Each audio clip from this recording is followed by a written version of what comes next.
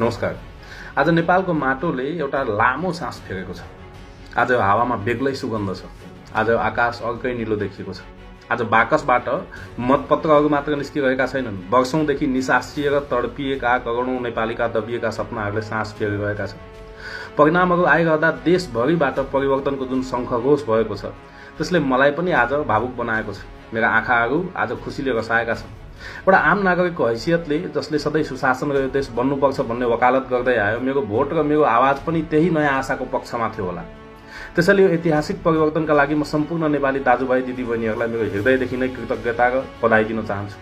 हो, आज राष्ट्रपालले एउटा अभूतपूर्व सफलता प्राप्त गर्दैछ। घण्टीको धुनले देश झङ्कारित भएको छ र यो धुनलाई यति मधुर बनाउने एउटा प्रमुख पात्र हुनुहुन्छ बालेन्द्र शाह।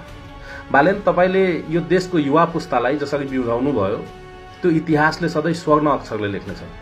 काठमाडौँको त फोहोर र धुलो सफा गर्ने एउटा इन्जिनियरदेखि देशको फोहोर सफा गर्ने अठोटसम्मको तपाईँको यात्रा सामान्य छैन। तपाईँले जे बोल्नुभयो त्यो गर्नुभयो। तपाईँको आँखामा जुन इमान्दारिता र देशप्रेम झल्किन्छ त्यसले आज यो देशको कुना कन्दराका नागरिकलाई आशावादी बनाएको छ। तपाईँहरू जस्ता इमान्दार र साहसी नेतृत्वको उदय नै आजको यो स्वर्णिम दिनको कारण हो।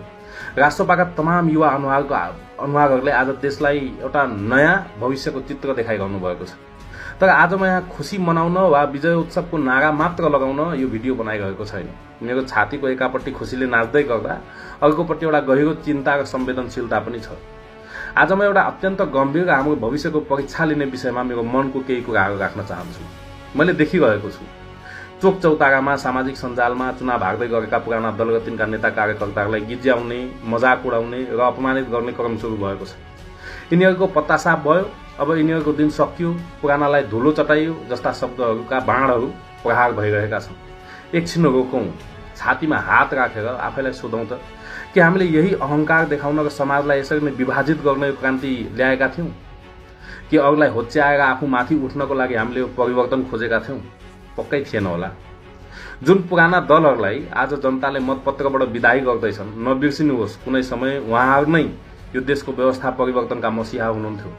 पञ्चायतको त्यो निरङ्कुशतामा जेलका चिसो छिडीमा कुटिँदा र छातीमा तातो गोली थाप्ने तिनै नेपाली कांग्रेसका कार्यकर्ता थिए। भूमिगत कालमा टाउकोमा कफन बाँधेर आफ्ना लालाबाला छोडेर जंगल पस्ने तिनै एमाले र माओवादीका कार्यकर्ता थिए। नेतृत्वले बाटो बिरायो होला, सत्ताको त फोहोरी खेलमा परेर देशको ढुकुटी रित्तियो होला, सुशासन भएन, सपनाहरू मरे होला। त्यसैले त आज जनताले कठोर भएर विकल्प खोजे।